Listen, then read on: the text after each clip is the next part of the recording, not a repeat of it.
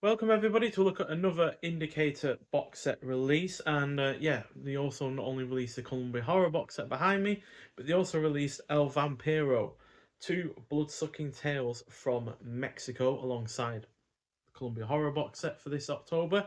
So both of these films are horror, as you probably guessed, and both of them were also directed by Fernando Mendez, who also did Black Pit of Dr. M.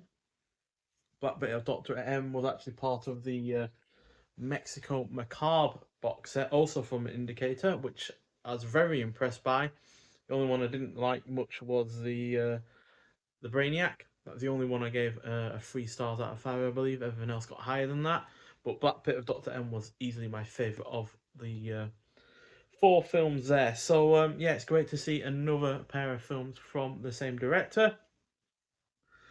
All three, all both, all two, both films also star the likes of Abel Salazar, who was also in Black Pit of Dr. M, as well as the Brainiac and the Curse of the Crying Woman, so he's in 3 of the 4 films in that box set I just showed you there. Also stars Ariadna Welter, who was in the Panther Women, another release from Indicator, as well as Rage, and also the Brainiac. And finally, German Robles, kind of sounds like a currency there, who was in the likes of Rapine, which I highly recommend if you've not seen that, as well as also the Brainiac. So quite a lot of links to the one of the prior box sets from Mexico Macabre, so from Indicator even, sorry. So yeah, that's why the main reason why I bought this is because there were so many involved in a box set I already liked. Plus, Indicator rarely put a foot wrong with these kind of releases, and I'm happy to say they haven't put a foot wrong with this one either. So the first film, they come in 2 separate of their cardboard cases, so which is also nice to see. So yeah, the first film is The Vampire, also known as El Vampiro, which is where it gets the box set title from. So this is from 1957, clocks in at 84 minutes long. And yeah, so about a pretty young Mexican girl who returns to her hometown to make funeral arrangements for her beloved aunt, who has just died. Soon she begins to hear disturbing stories about the town being infested with vampires, and she eventually begins to suspect that her remaining aunt and the mysterious next door neighbour may be involved. So, despite this being released only a year before the colourful and bloody 1958 version of Dracula, starring Christopher Lee, Peter Cushing, and done by Hammer, this is a lot more similar to the Universal horror films of the 1930s, in that it is black and white. It uses a lot of shadows. It's got really rather kind of really good cinematography in all of that regard, but it's also not overly bloody and not overly violent, although there are some darker elements to it. So that really evokes that kind of feeling from those kind of films.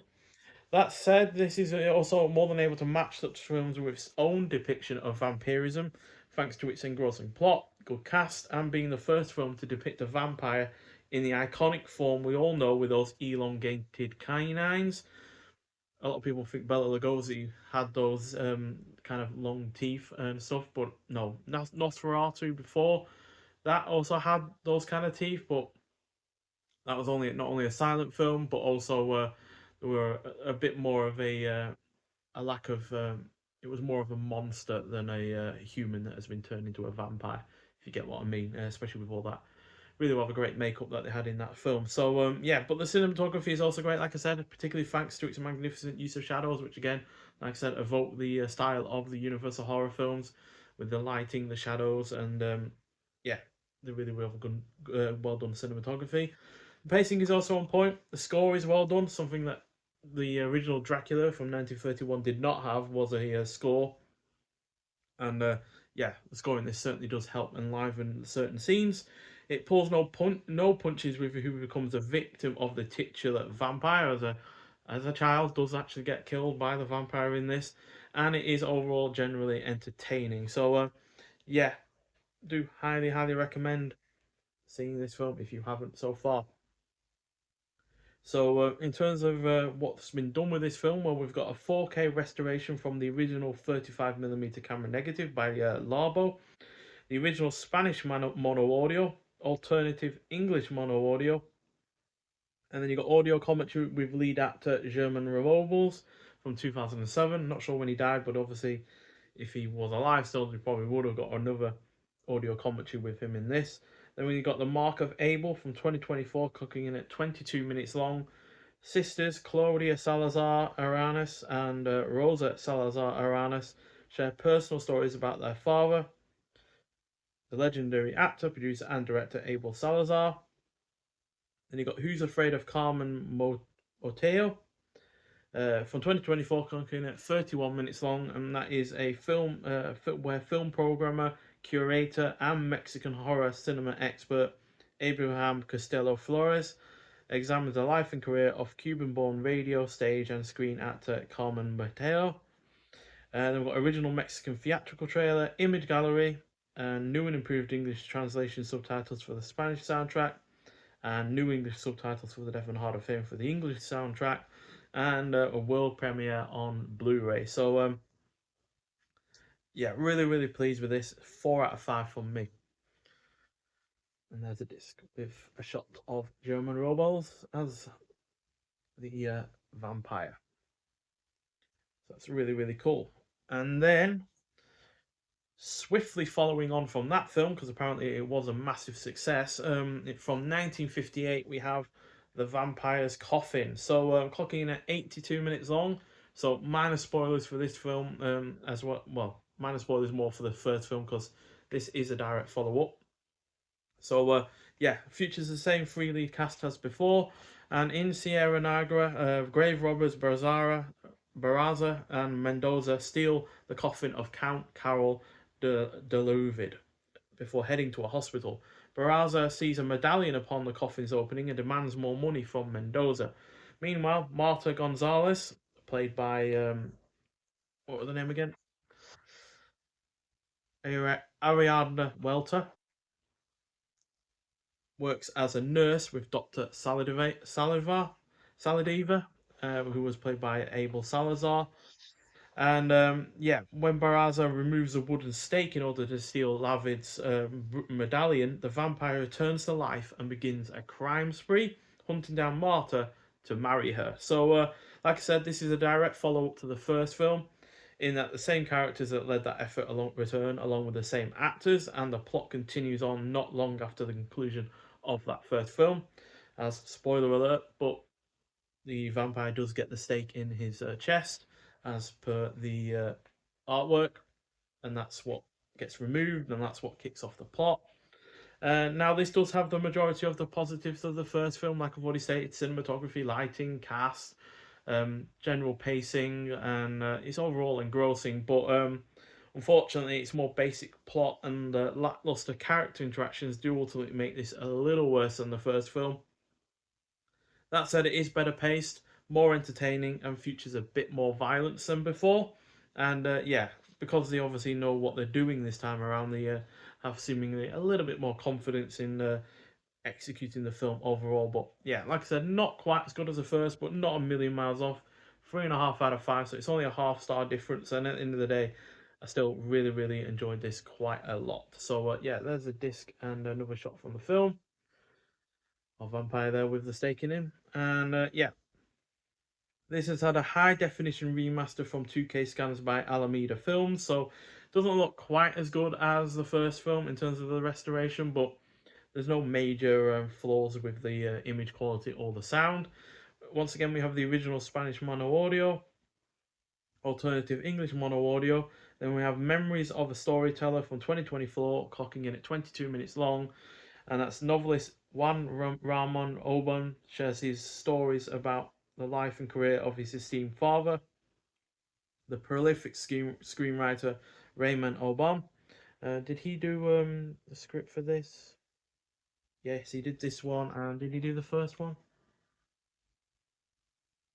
Yes, he did. So he did both of the films in terms of the script. So it's a it's an extra that crosses both films, quite frankly. Then we got The Great Mexican Vampire from 2024, clocking at 20 minutes long. Horror specialist Roberto Coria discusses German robles and the representation of the vampire myth in Mexican cinema. Then we have From the Drawing Board, clocking at 15 minutes long from 2024. Film historian and curator Elisa Lozano examines the work and impact of revered artist and production designer Gunther Gerzo. Then we have the original Mexican theatrical trailer, image galleries, which includes a French photo novel, which was originally published at the time of the film's release, and promotional and publicity material, new and improved English translation subtitles for the Spanish soundtrack, new English subtitles for the deaf and hard of hearing for the English soundtrack, and like the first film, it is a world premiere on Blu-ray. So, yeah, and to top all of that off, we also have a booklet, which is, as per usual with Indicator, quite a heavy one. So we're getting another shot from the film and behind the scenes shot as well. And inside the booklet, we've got your usual cast and crew for each film, and then we've got the Vampire Diaries, German Robles, and The Vampire by Jesus Palacios from 2024. Then we've got On the Vampire by Eduardo de la Vega Alfaro from 1995. Then we've got Revamping Dracula on the Mexican Silver Screen by Carmen Serrano from 2016. Then we get The Lady Vampire by Charles P. Mitchell and Paul Parler from 1998. The Vampire's Lady by the same people, also from 1998. Then we get Photographing the Undead by David Wilt from 2024. Critical response of each film at the time, and about restoration. So, yeah, again, a massively impressive booklet from Indicator that is as in-depth as you'd expect. We get shots from the film, so there's Abel Salazar and Miss Walter there. And then we've got about the presentations that they talk about in the rear as well. So it basically just goes through the same kind of thing that we've talked about before. So, yeah, it's cool that they have done what they've been able to do with what elements he had. It's a little bit of a shame that not as much work went into the second film as the first, but like I said, there's no major issues with the picture quality or the sound quality for either film, so you can rest assured that you're going to enjoy them without having to deal with any, noise being peaking or any, overly degraded picture quality. So, yeah, on the whole, massively impressed with this release. Also like the hard box and the artwork that it's got going on with it as well. Also comes with that slides on top of it when you initially buy it, but obviously when you unwrap it, it falls off because it's not attached physically. But yeah, one of 8,000 these, so there's a couple thousand more than there would usually be when it comes to one of these kind of box sets. As yeah, Mexico Macabre was limited to 6,000, and so was the Columbia Horror box set as well. So yeah, but mine was number 178. So as you can see, I got on it quite early just purely because I was so impressed with Mexico Macabre. Also, the Panther women as well. That was pretty entertaining. It's all the way up there. I can't quite reach it right now, but yeah, I was impressed by that. So, yeah, I've been getting into a lot of Mexican horror lately with all of these releases that Indicator have released. I also got can't quite see it. I know I got another one of theirs as well. Uh, it's eluding me at the moment, but I can't remember the name of it.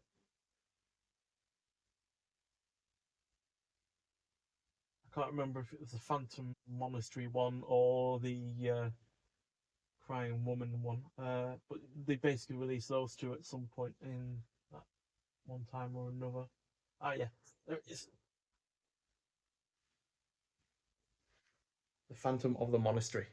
Another really, really good Mexican horror film. Much preferred it to the similarly same year release, I think it was, of The Crying Woman. I found the Curse of the Crying Woman in Mexico Macabre to be a lot better of an effort of that kind of film. But this is also excellent. This was another limited edition. Only clocks in 85 minutes long, and it's all the way from 1934. So if you've not seen this one either and you're interested into your Mexican horror, then I do highly recommend that one as well. But as far as these two films go, highly worth watching. And yeah, get out there and get it if you haven't already. But if you have seen these films before, I'd like to hear your thoughts on them. Nonetheless, so thank you for watching, and I'll see you in the next one. Bye.